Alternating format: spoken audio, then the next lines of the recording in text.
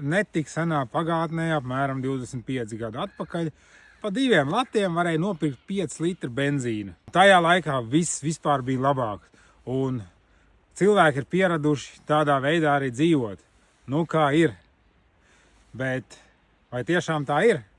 Vai tiešām tad viss bija labāks? Mēs esam pieraduši dzīvot pagātnē un domāt, ja es tur būtu nopircis bitkoinu par 300 eiro, tagad man būtu ļoti daudz naudas.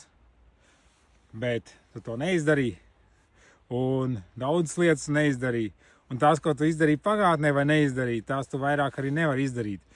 Tāpēc svarīgi ir koncentrēties uz tagadni, ko tu vari izdarīt, jo tavu nākotne ir tavās rokās.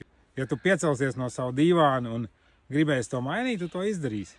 Bet ir tikai jāgrib. Tas ir pats svarīgākais.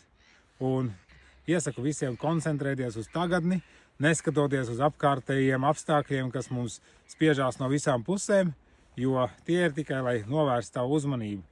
Tā kā padomā par to. Uz tikšanos!